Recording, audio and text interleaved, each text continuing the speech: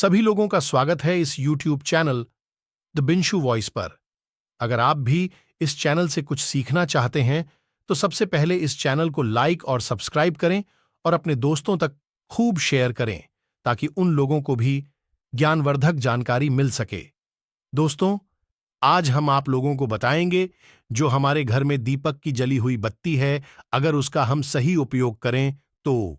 नमस्कार दोस्तों, जय श्री राम, जय बागेश्वर धाम सरकार। दोस्तों, अपने घर के मंदिर में पूजा तो सभी लोग करते होंगे, लेकिन बहुत से लोग दीपक के इन नियमों को नहीं जानते होंगे। दीपक को आप भगवान का नाम लेकर जलाते हैं।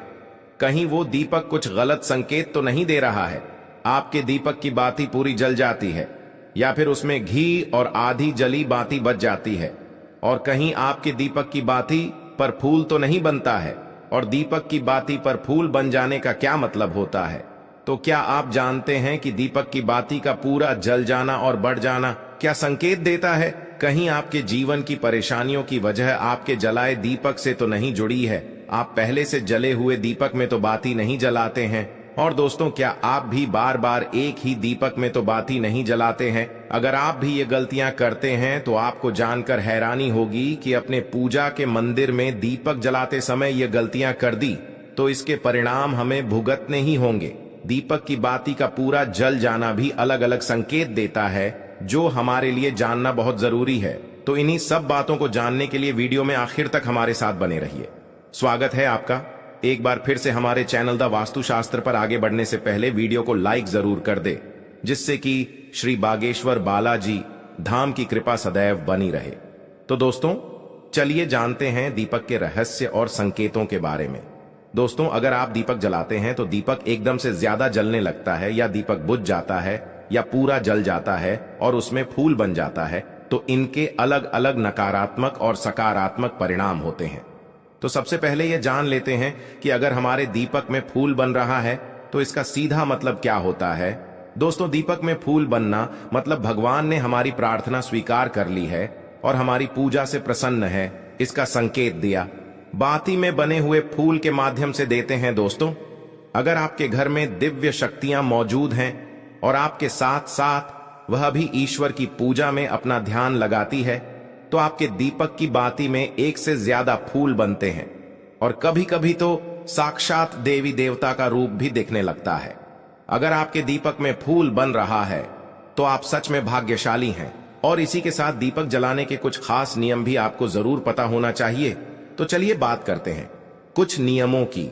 तो दोस्तों, अगर आप भी पहले से जले हुए दीपक में ज्योति लगाते हैं या पहले से जले हुए दीपक में बाती उसी में रखकर जला देते हैं, तो ऐसा करने से भगवान आपसे प्रसन्न होने की बजाय आपसे नाराज हो जाते हैं और आपको बहुत भयानक परिणाम देखने को मिल सकते हैं। इससे आपके बनते हुए काम बिगड़ने लगते हैं और आपकी तिजोरी का धन खर्च होने लगता है और आपके धन आने के सारे रास्ते भी बंद हो जाते हैं। तो आप हमेशा यह ध्यान रखें कि जब भी आप दीपक जलाएं, आप हमेशा साफ सुथरे दीपक का इस्तेमाल करें। इसी के साथ कुछ लोगों की आदत होती है कि वह हर थोड़े दिन बाद अपने दीपक को बदल देते हैं। तो इस प्रकार गुरुजी का कहना है कि अगर आप जिस दीपक में पूजा करते हैं तो आपको उस दीपक को बदलना नहीं चाहिए, क्योंकि बार बार भगवान के सामने उसी दीपक में ज्योति लगती है तो वह दीपक सिद्ध हो जाता है और उसमें सभी देवी देवताओं की शक्ति भी आ जाती है। और साथ ही आप जब भी दीपक जलाते हैं तो आपका तन और मन दोनों पवित्र हो जाता है। तो आप हर रोज उस दीपक को साफ कीजिए, फिर उसमें बाती रखकर जलाइए। आप जितनी बार भी दीपक जलाए उतनी बार उस दीपक को साफ करके बाती जलाए। लेकिन अगर आप गलती से भी उसको बदलते हैं तो आपकी तरक्की में रुकावट आ जाती है। दोस्तों, गुरुजी का कहना है कि आप अपने दीपक को कभी मत बदलिए।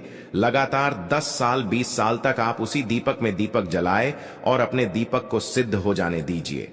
और दोस्तों, अगर आपको इस दीपक का चमत्कार भी देखना है तो आपके घर में कोई रोगी या बीमारी है या कोई लंबे समय से बीमार रहता है, तो आपको क्या करना है कि इस दीपक को शुद्ध पानी में थोड़ा गंगा जल मिलाकर डाल दीजिए और दीपक को बाहर निकाल लीजिए। उसके बाद उस पानी को रोगी व्यक्ति को पिला दीजिए।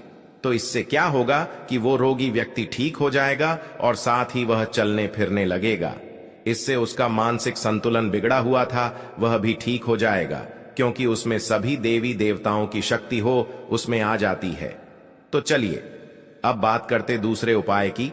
अगर आपके घर में किसी को बार बार नजर लगती हो या उसको कोई बुरी नजर लगी हुई हो, साथ ही आपके व्यापार को भी किसी की नजर लगी हो, आपका धंधा अच्छे से नहीं चल रहा हो, तो भी आप इस दीपक को तांबे के बर्तन में पानी में भिगोकर डाल दीजिए। रात भर के लिए छोड़ दीजिए। अगले दिन सुबह पानी का छिड़काव अपने पूरे घर में और अपनी दुकान में कीजिए। ऐसा करने से आपको अच्छे परिणाम दिखाई देंगे, क्योंकि जब हम लगातार एक ही वस्तु का प्रयोग अपनी पूजा में करते हैं तो वह वस्तु शुद्ध हो जाती है। भगवान की पूजा होती है, वह भी उस वस्तु में समा जाती है। कभी भी अपने मंदिर के दीपक को बदलने की गलती ना करें। अगर आपके मंदिर का दीपक टूट जाता है या फिर खराब हो जाता है या खंडित हो जाता है, तभी आप दीपक को बदलें, लेकिन फिर भी आप उस दीपक को न फेंकें, बल्कि उन्हें अपने घर में संभाल कर रखें, क्योंकि वह दीपक बहुत ही पुराना होता है। उसमें सिद्ध किया हुआ दीपक की शक्ति आ जाती है, उसमें सकारात्मक ऊर्जा भी उस दीपक में आ जाती है। तो चलिए दोस्तों, अब बात करते हैं, अगर आपके दीपक में घी बच जाता है तो इसका क्या परिणाम होता है। तो सबसे पहले यह देखें कि अगर आप किसी भी पेड़ पौधे की पूजा कर रहे हैं, उस पूजा में जलाया हुआ दीपक पूरा नहीं जलता या फिर उसमें घी बच जाता है, तो इससे आपके घर में बीमारियां घर बना लेती हैं। ये बीमारी के संकेत होते हैं और ये बीमारी कभी भी आपका पीछा नहीं छोड़ेगी।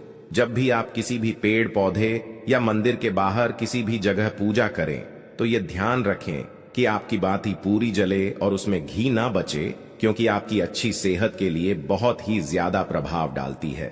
और वही दोस्तों, अगर आपके घर के मंदिर में दीपक की बाती पूरी नहीं जलती या पूजा करते समय दीपक बार बार बुझ जाता है, तो यह जरूर आपके घर में नकारात्मक ऊर्जा का वास है और वह आपकी पूजा में विघ्न डालने की कोशिश कर रही है, क्योंकि आपके घर में नकारात्मक शक्तियों का वास हो चुका है। और उसको सकारात्मक शक्तियों में बदलने के लिए आपको क्या करना होगा? आपको करना होगा कि आप स्वच्छ तन मन से दीपक जलाएं, भगवान श्री राम का और बालाजी महाराज का नाम लें। इससे आपके जीवन में सकारात्मक ऊर्जा बढ़ेगी और नकारात्मक ऊर्जा खत्म हो जाएगी।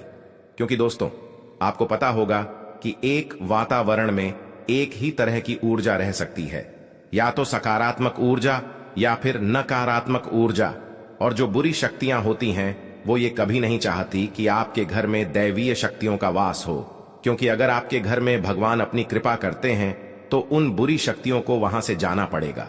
तो यह बुरी शक्तियां हमेशा यही कोशिश में रहती है कि आपकी पूजा में रुकावट आए, और इसी के प्रभाव से हमारा दीपक बार बार बुझ जाता है या फिर हमारे दीपक की बाती पूरी नहीं जल पाती है। तो इन सब से बचने के लिए आपको क्या करना है, और आपको सच्चे मन से भगवान का स्मरण करना है। और आप जब भी दीपक जलाएं तो भगवान से सबसे पहले यह प्रार्थना करें कि आपके आसपास जितनी भी नकारात्मक ऊर्जा है आपसे दूर हो जाए और घर में सकारात्मक ऊर्जा का वास हो जाए। दोस्तों, अगर पूजा पाठ करने के बाद भी बार बार अगर आपका दीपक जलता बुझता है और ये लक्षण बार बार दिखाई देते हैं, तो आप एक उपाय और भी कर सकते हैं, गंगा जल का। क्योंकि गंगा जल को सबसे पवित्र माना गया है। तो आपको करना क्या है कि गंगा जल से घेरा बना लेना है और उस घेरे में दीपक को रखें, क्योंकि दोस्तों गंगा जल बहुत ही पवित्र माना गया है। महादेव का वरदान भी गंगा जल को मिला हुआ है। तो गंगा जल में सबसे पहले कोई भी बुरी शक्ति प्रवेश नहीं कर सकती है, इसलिए कभी भी गंगा जल खराब नहीं होता है और गंगा जल हर तरह की ऊर्जा को सकारात्मक ऊर्जा में बदल देता है। अगर आप गंगा जल से बने हुए घेरे में दीपक को रखेंगे तो यह आपकी पूजा में किसी भी प्रकार